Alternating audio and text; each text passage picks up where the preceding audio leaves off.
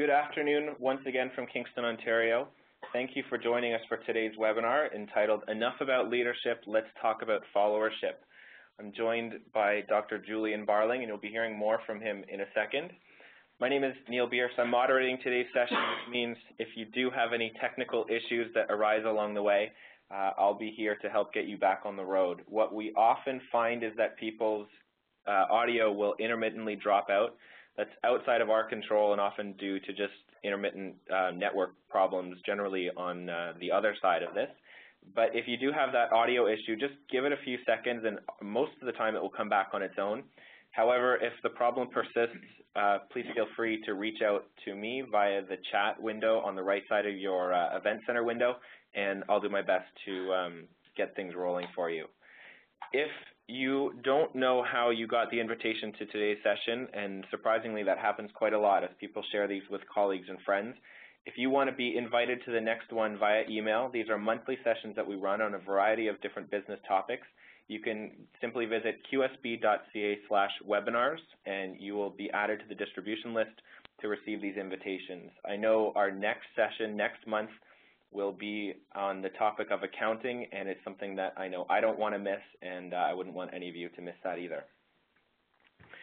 Everyone's first question and most pressing question is, will this be recorded? And the answer is yes. We record all of these webinars, and they are distributed after the fact to everyone who registered. So if you are unable to attend a future event, remember that if you register and you're on that registration list, then you will receive a recording after the fact.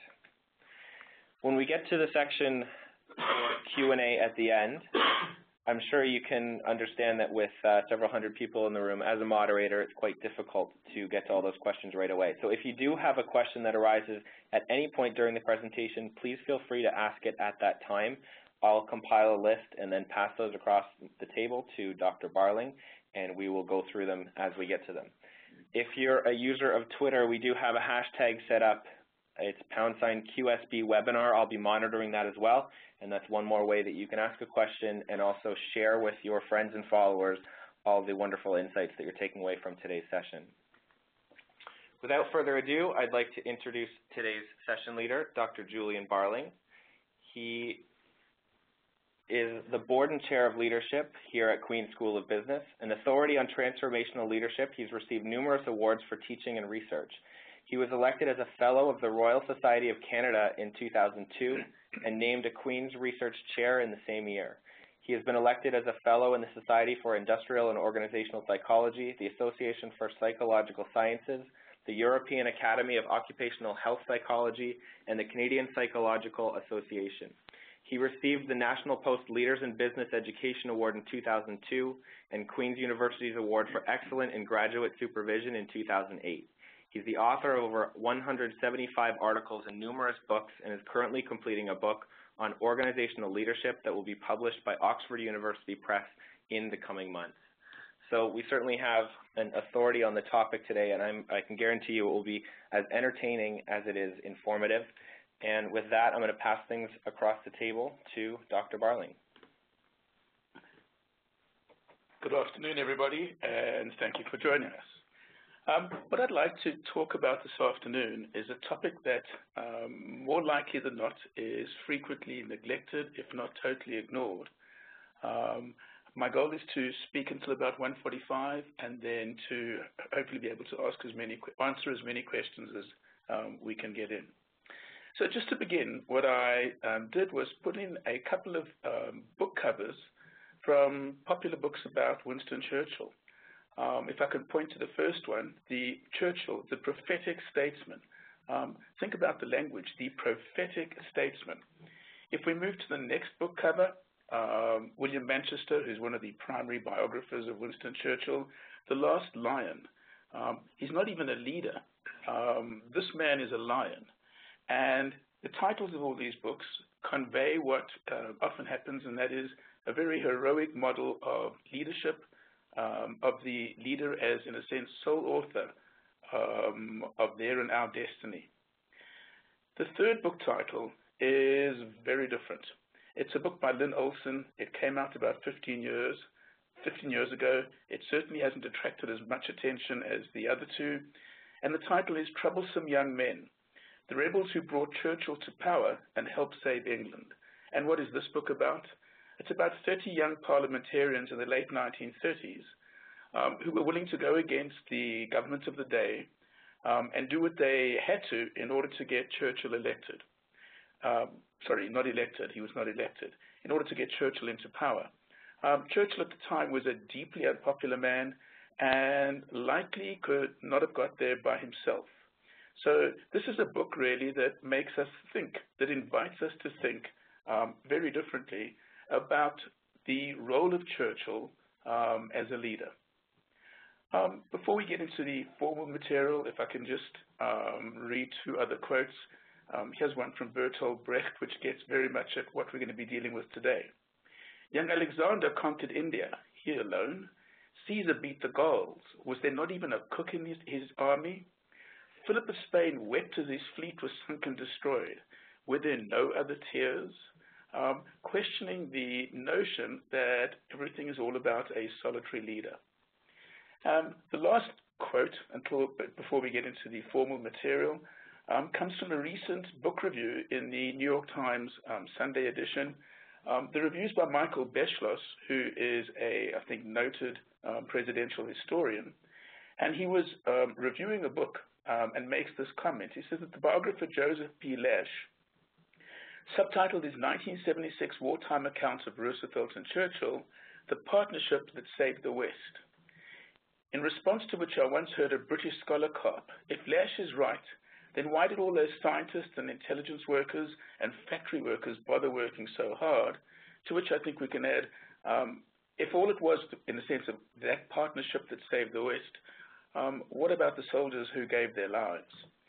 So what I'd like to do today is to introduce research, but not talk about the research, rather just the ideas, from four very different areas, all of which are going to have critical implications for the practice of leadership and for the questions that we may ask in research. These are going to be pretty divergent areas, and let's see if out of all of them we can bring them together at the end and draw some unifying conclusions. So we're going to look at the effects of labeling people as leaders or followers. We're going to look at an area of research that they refer to as mortality salience, which is just being reminded of your own mortality. We'll re-examine the research on leader personality. And last, we'll briefly ask the question of whether followers can influence leader behaviors. And of course, if they do, why do we continue with our sole focus on leaders? Before I begin on these four areas, what I'd like to emphasize really strongly is that none of this discussion is designed or meant to minimize the importance or the impact of leadership. Leadership is undeniably important, but I think what the goal of today is to try and raise a question that might help us understand how we can get to a position where leadership might be even more effective.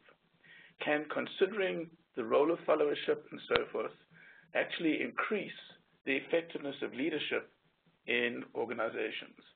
So with that in mind, let me begin by focusing on the research on labeling, which intriguingly has been studied quite a lot in the psychological areas. Aside from empirical research, there is, of course, widespread belief about the effects of labeling. I think we're all raised to believe that sticks and stones can break my bones, but words cannot harm me. To respond to that, I would say, really? In a sense, do labels really have no effect on our behaviors? I think that as we move into an environment that focuses more on bullying and so forth, verbal bullying, I think we realize that labels can have extremely significant effects on people's behaviors. So in response to that, what I can say to you is welcome to the wonderful world of the F word. We've been doing some research on this, and intriguingly, we've decided to call the research that we've been doing the F word research. It seems to be working. When we go to conferences and we have presentations, we title our papers the F word, and people come and listen because I guess they're intrigued. So the F word, let me tell you about a study I conducted with Colette Hopson and Nick Turner. And it was really to look at the effects of being called a follower. What we did was we conducted 2 studies at Queen's. The one study was on undergraduates, and the second study, to which I'll return in a moment or two, was on employees at Queen's. And what we did with the undergrads was we got ethics permission, but it was kind of sneaky. And what we did was the following. Students volunteered to participate in the study. They were told that we would do a personality test and that we were interested to know whether we could predict whether people would be more likely in their subsequent lives to become followers or leaders. We were using undergrad commerce students, and of course, we got quite a lot of interest because this is a question that they would want to know. So they'd arrive at for the study, and they would sit in a room with a computer, and there would be a bogus personality test. They would complete a whole bunch of questions, and then they would be asked to submit their responses. They would wait a few seconds, and then they would be randomly assigned to one of 2 labels. Either they would be told that they were more likely to become followers, or they were more likely to become leaders.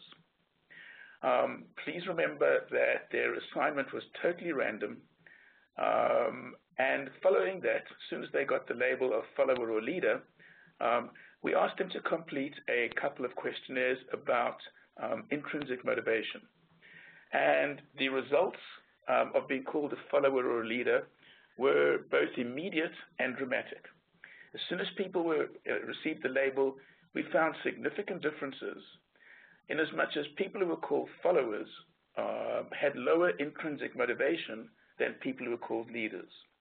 A quick, I guess, geeky point, we also had a group of people who were neither called followers or leaders, and this enables us to know that what was happening is that it was people who were called followers that were affected and not people who were called leaders. We took the research one step further because just saying you're motivated is interesting, but perhaps not enough. It was the winter time, and we asked people, it was the end of a week, and we said to people that there was a second voluntary part to the research.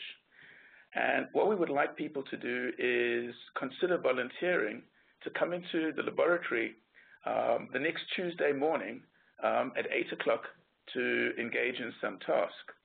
And what we found were very significant differences in who was willing to come into the laboratory. People who were called followers were essentially disinterested. People who were called leaders were far more willing to come into the laboratory. And there were no real differences between the 2 groups. Remember, they were randomly assigned to one of these 2 conditions.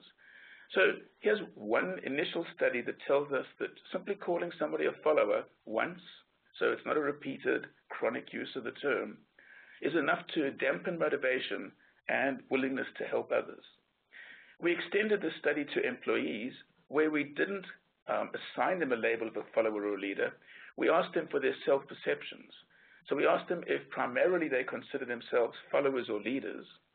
And based on their self-perceptions, we got similar differences in motivation amongst full-time employees.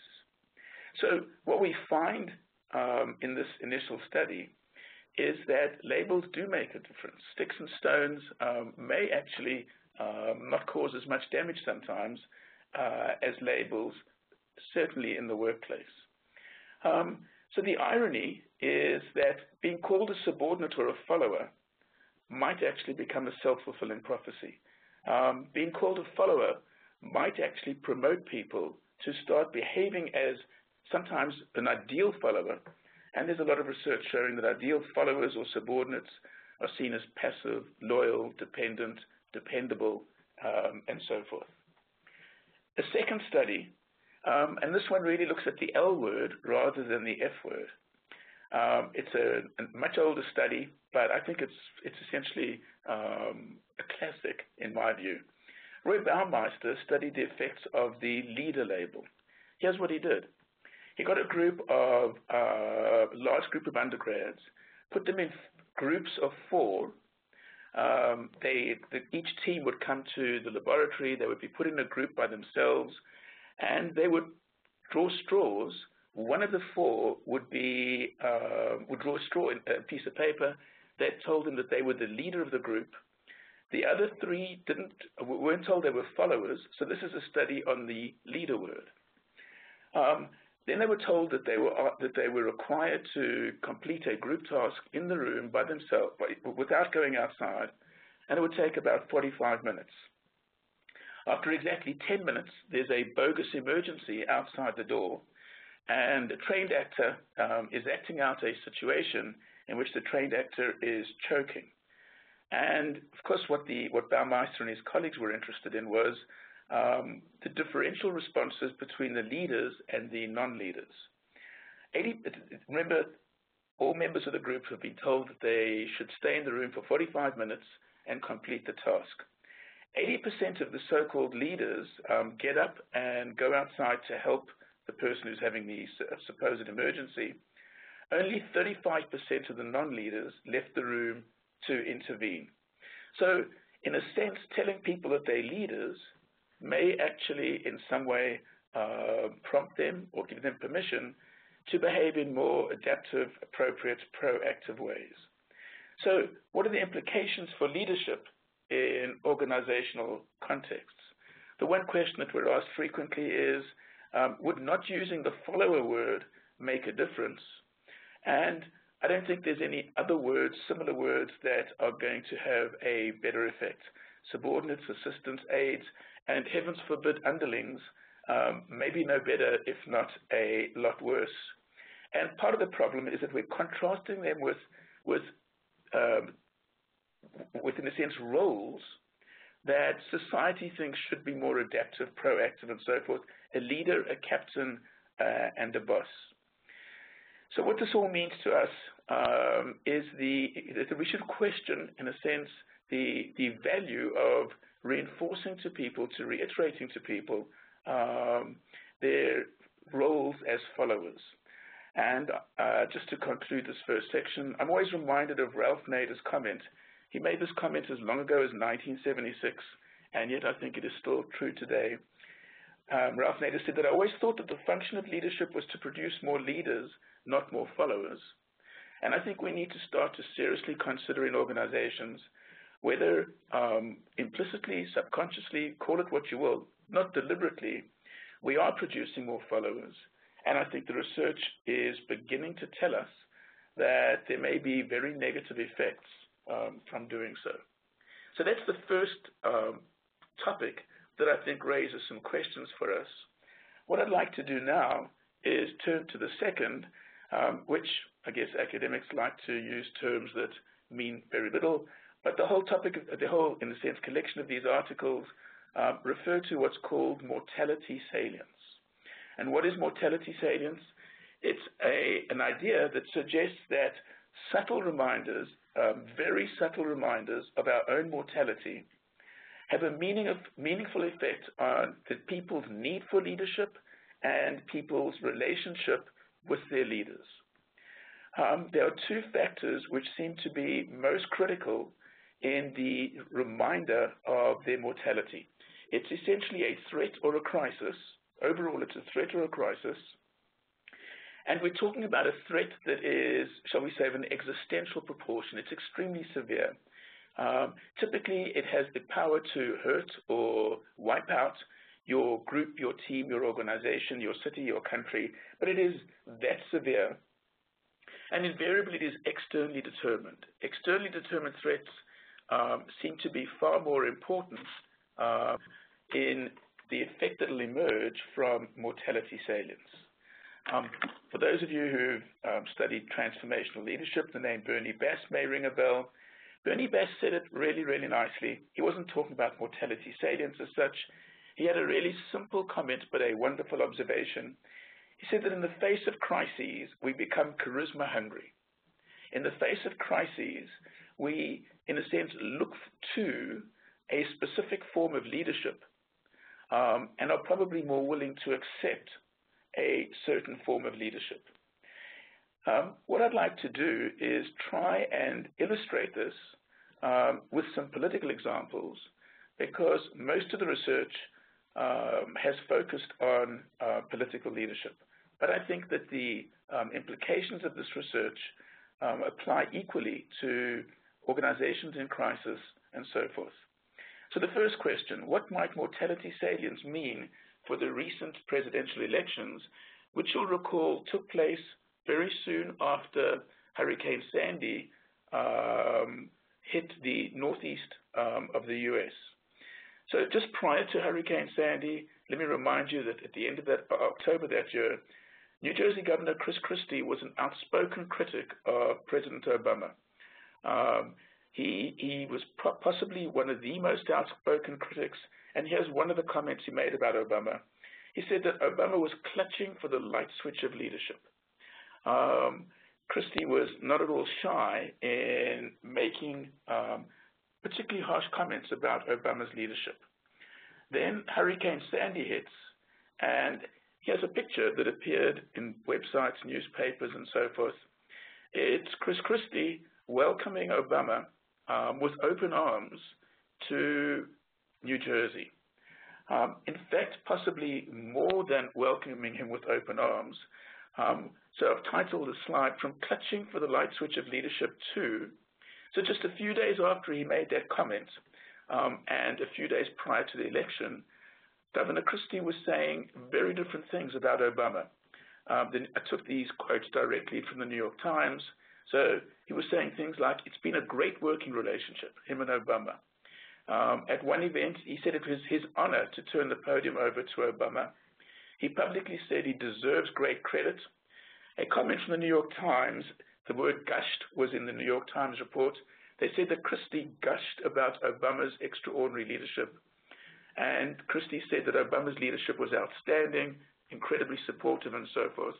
If you were reading events, reports at that stage, you may recall that many Republicans were angered by the extent to which Christie was saying the most remarkably positive about the man who, a few days earlier, was clutching for the light switch of leadership.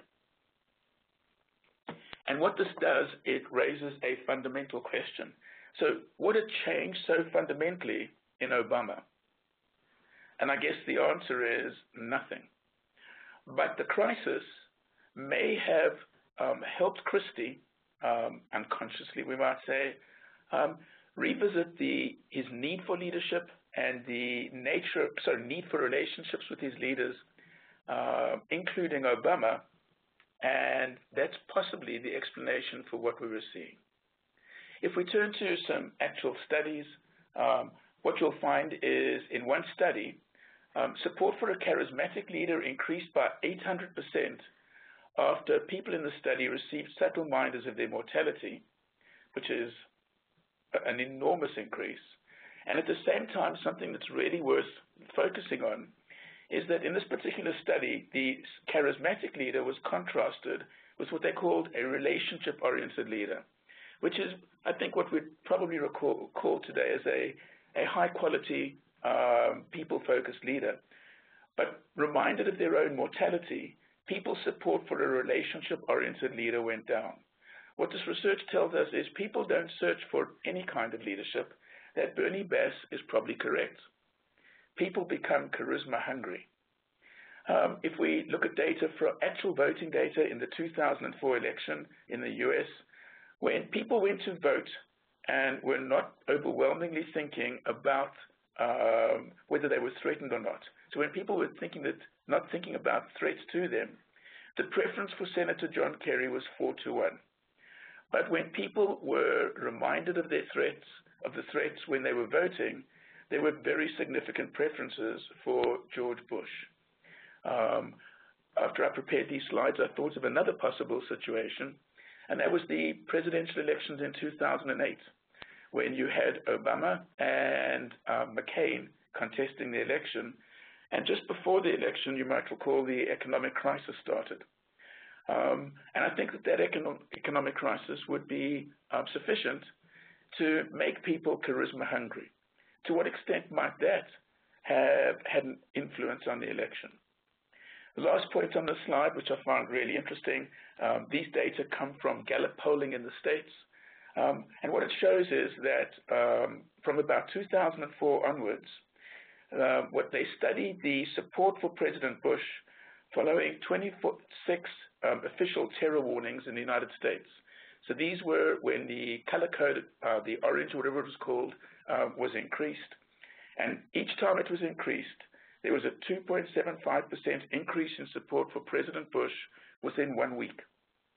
I think it's becoming pretty clear that we need to take the situation into account if we're going to understand how followers relate to their leaders, and then looking at it in reverse, how effective leaders can be with their followers in situations such as this. So remembering again, Bass says they become charisma hungry, and a researcher by the name of Pastor in 2007 introduced what he called the fire analogy. Excuse me. And Pastor said that, in a sense, leaders are the spark, followers comprise the flammable material, and the situation constitutes the oxygen. And each of these by themselves are interesting at best, and that's all. What we need is all three coexisting simultaneously for something explosive to happen. So what I've tried to do is reflect this or represent this in what we often call the crisis triangle.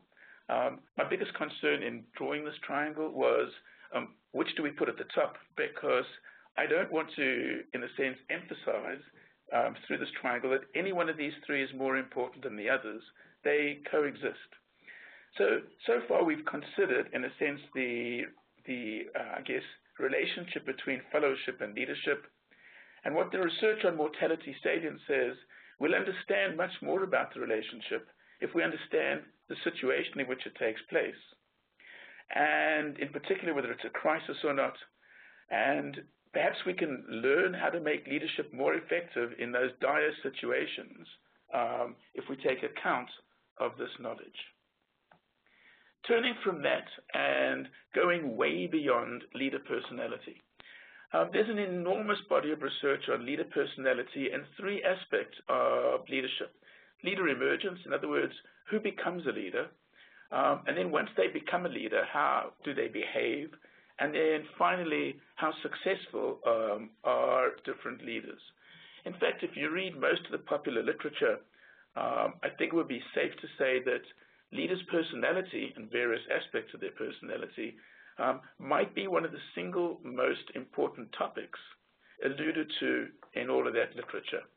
If you look at the academic literature, what you'll find is that the personality aspect that probably receives most attention is leaders' extroversion. Again, these books will certainly reflect that, and the research does too. Leader extroversion, out of all the different personality factors, is likely the most consistent predictor of leadership behavior, the most significant predictor of leadership behavior. But intriguingly, it's not a strong predictor of leadership behavior. It is a rather moderate predictor of leadership behavior, leading Tim Judge, who's mentioned in the first bullet after this, to conclude that the research probably shows that situational factors contribute substantially more to leadership than do personality factors, and we'll get to that. So Judge does an analysis based on 11,000 people from 60 different samples.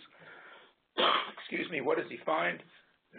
Leader extroversion is the most significant of all the personality factors predicting the three different aspects of leadership behavior. I read a really intriguing study recently that shows that if you assess teenagers at extroversion, you'll find that extroversion at 17 years old predicts whether they will be in a leadership position 12 years later.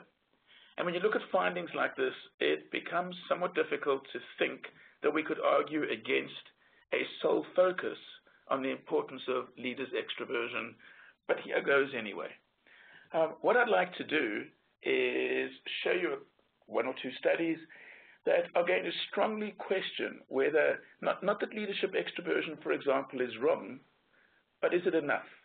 Is it the sole explanation, or can we use additional information to go way beyond personality, leaders' personality, and way beyond in a way that can benefit profitability and productivity? So In the first study, I'm going to focus on a wonderful study conducted by Adam Grant, who's at Wharton, and he refers to what he calls the reversing the extroverted leadership advantage. So I guess one of the first points in this study is research does consistently show an advantage for extroverted leaders. But we need to go beyond that, and what you'll see is that at the same time, if you look at research on employees, you'll find that proactive employees are probably more productive than employees who are passive or a lot less proactive. Proactivity amongst employees refers to, for example, employees being willing to take action on their own to solve problems, to offer advice upwards, and so forth. Here's the problem. Not all leaders are going to be, let's just say, equally receptive to employee proactivity. In fact, let me remind you that ideal followers are typically seen as passive, dependent, dependable, loyal, supportive, I guess the opposite of proactive. So on the one hand, we're told that there's an extroverted leadership advantage. On the other hand, we're told that there's a employee proactivity advantage. And we know from a lot of literature on friendship, romantic relationships, leadership, and so forth, that high-quality interpersonal interactions require a balance or complementarity between the two partners, not necessarily a similarity. So Adam Grant and his co-workers, co-researchers, predicted that we would see diminished organizational performance for situations when we see an extroverted leader teamed up with a group of proactive employees.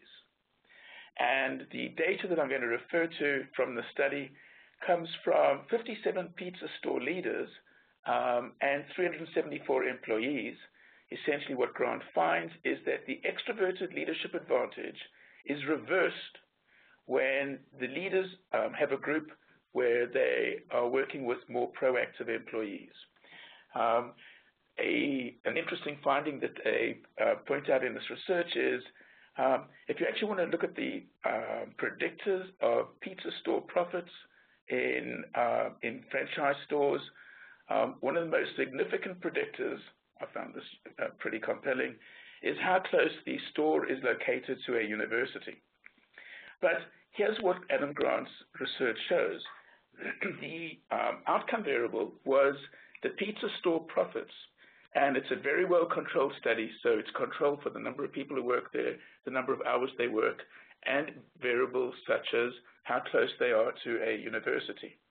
What Adam Grant then essentially shows, if we move to the next slide, is if we look at the two groups that were more productive, had in a sense higher store profits, you're not necessarily talking about just having a high extroversion advantage.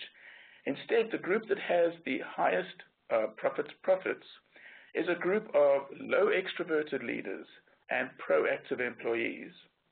And you can combine that with a group of people, leaders who are high in extroversion, but they are coupled with more passive employees. If you look at the next slide, what you'll find is that the two least productive situations are those where you have a group of low extroverted leaders and passive employees, which I think we might expect, but also a group of high extroverted leaders who are coupled with more proactive employees. And I think that what Adam Grant's findings tend to tell us is that, in a sense, what we need is not fewer introverted leaders, not fewer proactive employees, but at one level, more leadership training.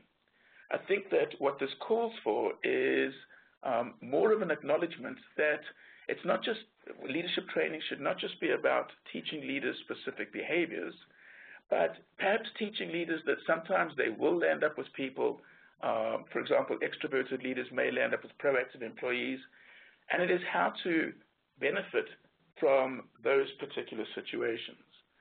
But it makes a difference. If I can just point out one further study on this, it's a pretty neat study. It was conducted in a laboratory. It's a study on angry leaders and agreeable followers. and it was stimulated by the question of whether employee performance would be higher with angry or happy leaders. And despite which answer you might want to give reflexively, the best answer turns out it depends. And what we're going to find is that agreeable followers will prefer more genial social interactions. So what they do is they do an experimental study. They put people with just a photograph of a leader. Here's the neutral leader. Then if we flip to the next slide, what we have is the angry leader, the picture of the angry leader next to the picture of the neutral leader. The people in the study only see one of these pictures. What I'd like to point out is that's not a very angry leader. I'd rather call that person a somewhat angry leader. And that's going to be important because you can get significant effects with minimal changes in how much anger the leader might express. To cut a long story short, if you look at the employee's motivation, or if you look at employees' perception of leadership quality in this particular study, what you're going to find is that you get exactly the same kind of an effect as you got with the Adam Grant study. Angry leaders do better with individuals and team members who are lower in agreeableness, and I should say do significantly better with individuals and team members who are lower in agreeableness, and less angry leaders, neutral leaders, do better with employees and team members who are higher in agreeableness. I don't think we can go on ignoring the role and the contribution of followers in the outcomes that we get when we look at leadership behaviors. So simply focusing on the leader's attributes and the leader's personality cannot tell us the whole story. And I think leaders themselves need to be made aware of how their personality and how their behaviors interact with those of their followers. So in a sense, that is the third group of findings that I think will question whether we can continue to ignore followers. Here's the fourth. Can followers directly influence leader behaviors? And if you read the leadership literature, I think that this might come as something of a surprise, considering this question would involve a huge leap from what I think is the dominant way of thinking about the relative roles of leaders and followers. And not surprisingly, there's not much research on the question of whether followers can directly influence leader behavior. Why not? Well, I think we tend to think that leaders do it all themselves. I also think that leaders tend to think that they do it all themselves, but the research tells us otherwise. Leanne Atwater conducted a study on the effects of upward feedback on leadership behaviors. Remember, it's proactive employees who are most likely to be willing to provide upward feedback. And the findings, I think, are really interesting. Positive upward feedback has no effect on leadership behaviors. So receiving positive feedback is, in a sense, not a stimulus for leaders to change their behavior, but receiving negative feedback, negative upward feedback, actually does change leadership behaviors. When we receive negative feedback, it may well be enough to get us to change our behavior. So what we have then, I think, are four different areas, very different areas, not all from the area, in a sense, business studies, that together tell us that we need to bring followers into the conversation about leadership.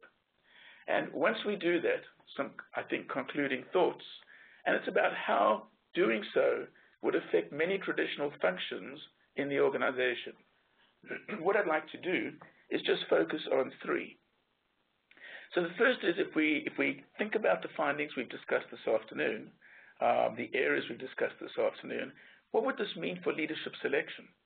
I think it's probably true to say that almost inevitably, most leadership selection focuses entirely on the leader, her or himself, and is devoid of any consideration of the followers with whom they will be leading.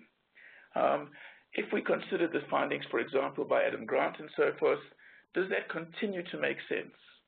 And why is it potentially so important? Because what Adam Grant's research shows us is that adding followers into the equation can help to raise profitability and so forth. So there's a very practical question that is being raised from this. The second issue is, what might all of this mean for leadership development? Is there a new issue that we need to bring to people's attention during leadership development? And that is the nature of the relationship between leaders and followers, the value of differences.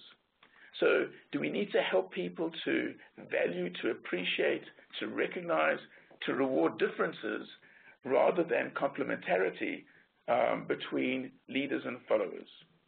And finally, and possibly the biggest question, and certainly the most difficult question is, what does this mean for leader compensation?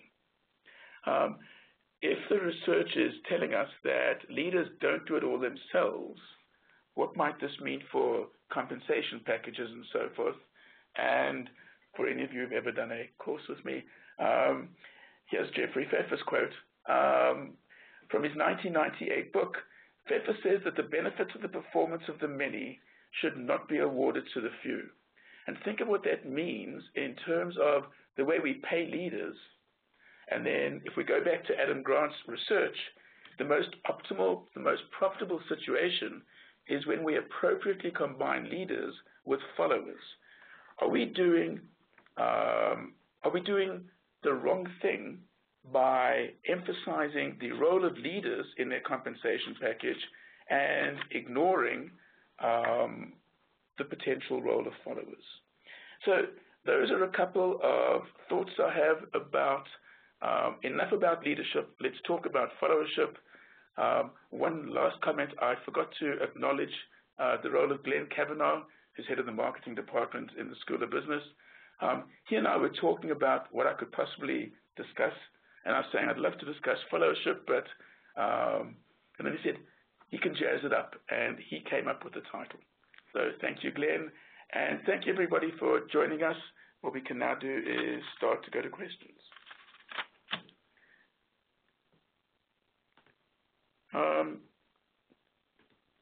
So let me start. Here's a question. In our organization, we refer to people as individual contributors. Has this label been considered? I haven't seen it considered, and I'm trying to think what it might mean in a sense in the larger context. Some terms obviously that are being considered are associates and so forth. Associates, I think, help us realize that perhaps teamwork is important and so forth. But I think if we compared individual contributors versus leaders, we may have almost as much problem as we do when we think of followers. I would be concerned about the term individual contributors, particularly if in this particular organization, many of your efforts are focused on getting teamwork. If we're focusing on what we can do to get teamwork and referring to individual contributors, our language may run counter to what we're trying to do about the culture in the organization. Here's a question. Do you have any examples of great leaders who are moderately to highly introverted? Well, the most difficult part of answering this particular question is going to be whether we can agree on who I think is a great leader or not. That's going to be more difficult. But if we can substitute great leader for current leader, perhaps, or at least not get into a big argument about a great leader, and I'll comment on that. How about Barack Obama? Certainly there's been lots of commentary about the fact that Obama is more naturally an introvert rather than an extrovert. There have been some really thoughtful articles in the New York Times arguing that this doesn't matter because introversion is only one component of a highly successful leader. But certainly of current leaders, I would think of Obama. Is he a great leader? whenever we talk about leadership or lecture about leadership, one of the more frequent questions we get asked now is Obama a transformational leader? And in terms of potential answers to that, I would simply say it's too soon to tell. I think we should wait until the end of his leadership to make any judgments. But what we typically do is rush to judgment in the midst of people's leadership. I think it's too soon to tell, but I don't think there's going to be much argument that he's an introvert. And if we take Adam Grant's findings, then we shouldn't be concerned if he's an introvert, if he surrounds himself with people that match his leadership style, and if he's willing to take the advice of people who differ from him more than are the same as him. So if I turn to, let me just read these questions. Can a relationship leader become a charismatic leader in a time of crisis, even if there is a long history of the leader with employees as a relationship-oriented leader? That's a tough one, but let me try and answer it. It's a good one. I think that perhaps the way to try and answer this is what we mean by charismatic leader. And certainly what I mean by charismatic leader is, in a sense, it's not the person who's loud, who's in your face, and so forth. I'm not thinking of almost an extroverted leader. I think it's a person in a crisis who is visible, who is responsive to people's needs, and I think that if, in a sense, who makes people feel that leadership is being provided and so forth. If that's the case, I think it may be possible. The most difficult thing is in time of crisis, if you don't think about all of these things beforehand, most of your time spent within the crisis will be simply responding to the situation. I think there would be a problem if your behavior within the crisis was too discrepant to your regular behavior. I think that would be a problem during the crisis, and I think that would probably be a problem after the crisis. Who do you revert to being once the crisis is over? Do you continue being a charismatic leader, or do you, in a sense, revert to who you formerly were?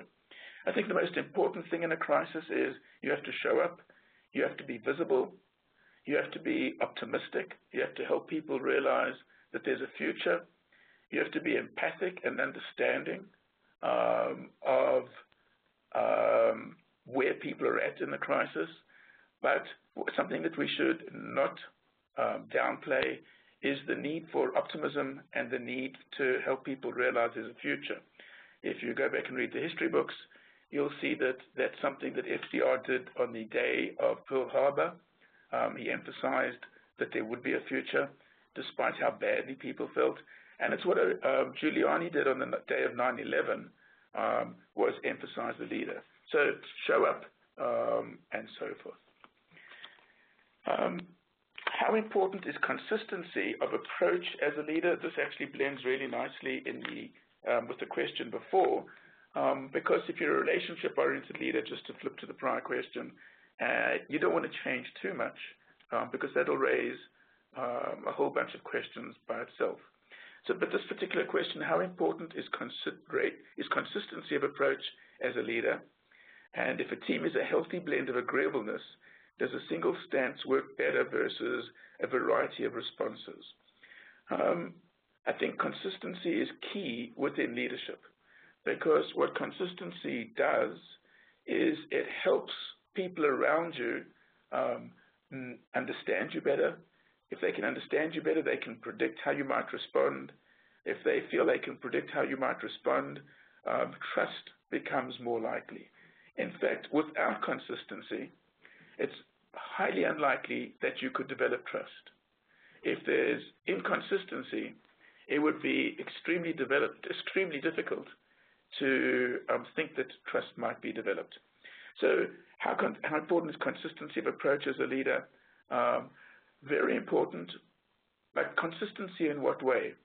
It's, in a sense, consistency because your behaviors are driven by values, and the people around you know what those values are. It's not consistency for the sake of consistency. That's certainly not what we would be advising. It's a consistency that is born out of values which drive the leader's behavior. I'm not sure if this is a separate question or the second part of the same question. If a team is a healthy blend of agreeableness, does a single stance work better versus a variety of responses? I think that one of the requirements of a leader is in a sense, sufficient intelligence to be able to value differences and work with differences and appreciate differences and so forth. So I don't think that we should just respond in one manner.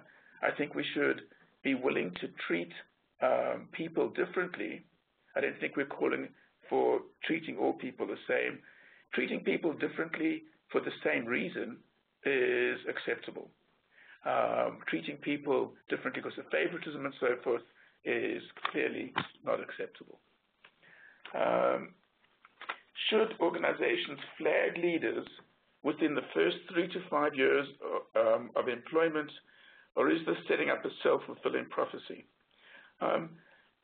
Intriguingly, if we take the findings of Adam Grant and so forth, if we take the comment by Ralph Nader that the function of leadership is to produce more leaders and not more followers, here's a potentially bizarre thought. Maybe organizations should flag everybody as potential leaders, because if the self-fulfilling prophecy that you are setting up then is one where leadership is possible, what you'll be setting up is the belief that people exist in an optimistic organization. Here's the problem with setting up, in a sense, flagging, if that's the correct word, some people in the first 3 to 5 years of employment is don't only think about what you're telling the people that you flagged. Think also what you're telling the people who haven't been flagged in the first 3 to 5 years of employment. And think about that study that we did where we call people leaders or followers and immediately watched so-called followers' performance drop. My problem with this is if we could perfectly accurately flag the correct people in 3 to 5 years, if we could perfectly accurately flag the correct people, maybe we should do it before 3 to 5 years. But I don't believe we can. I don't believe we've got to the situation with leadership selection that we can do it so accurately that the benefits will outweigh the risks. Remember, when you flag a few people, everybody else knows that they weren't flagged. What are we telling them? And I think we may be surprised at what they're taking out of this. Another question. Studies have demonstrated that less flamboyant CEOs generate a greater shareholder value versus more outgoing, extroverted leaders like Jack Welch. Any thoughts? Well, fortunately, we only have 5 minutes left, so I'm going to choose to ignore the Jack Welch comment. I would agree with this observation based on the research conducted on transformational leaders. I don't believe that the research would suggest that what we should be doing is looking for flamboyant, let me use the term narcissistic because it's the term used in research and so forth, CEOs. Transformational leadership seems to be important in terms of whether CEOs are successful or effective. But transformational leadership is not about flamboyant leaders. Transformational leadership, and we don't have time to get into it, is about value-based leadership. It's about concern for the others and so forth. And when CEOs behave this way, it's intriguing because researchers looked at how they affect their organization.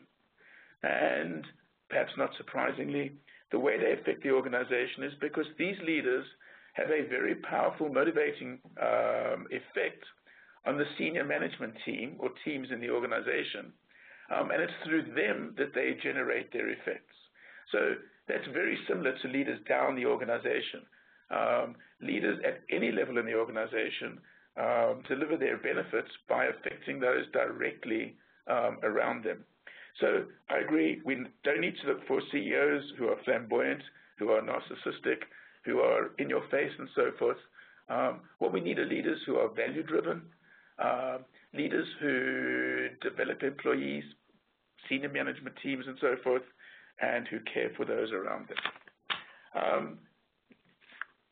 If I only have time to read one leadership book this year to help me lead my new team, what book should I read? This is the most difficult question of all, because there's so many wonderful leadership books to read. If I only have time to read one leadership book this year, well, you do know that I have a book coming out. No, never mind. If I only had time to read one leadership book this year to help me lead, no, if I can focus on the part that says to help me lead my new team, so it's not just a leadership book in general, but to help me lead my new team, what book should I read? Well, here's a surprising suggestion. It's a book that's about 8 or 9 years old. It's by Richard Hackman, Hackman, and it's called Leading Teams. Leading Teams, and actually the title is deliberately meant to convey two messages. These are leading teams in as much as they're wonderful teams, and it's about how you lead teams. I would say Hackman, who sadly died last month but was at Harvard, was perhaps the most acknowledged academic consultant. He's an academic and a consultant in the area of leadership and teams. He does have a very intriguing recent book out. There I go. Here comes the second book. It's called Creative Intelligence. In the last several years of his life, Hackman was consulting for the security agencies in the U.S. And the book's really an update of leading teams, but it's focused, and appropriately so in this day and age, on what we might call people who are far more engaged in knowledge work than general leadership and teams. But his book, Leading Teams, is a really good one. If there's time for one last question, a director or supervisor can be both a leader and a follower, depending on who they are interacting with. How does your work relate to these dual roles? Well, good question. I would say that everybody in the organization, has a dual role. And that includes the CEO in private organizations who reports to a board and has a dual role. What we're trying to do right now is actually focus on these dual roles. So, for example, would knowing that you're a follower in one role hurt your leadership in another? Or might knowing that you're a follower in one stimulate you to behave more like a leader in the other one to compensate for that? But this is a great question because a dual role suggests two roles. We're also colleagues and peers. We're also, in a sense, customers.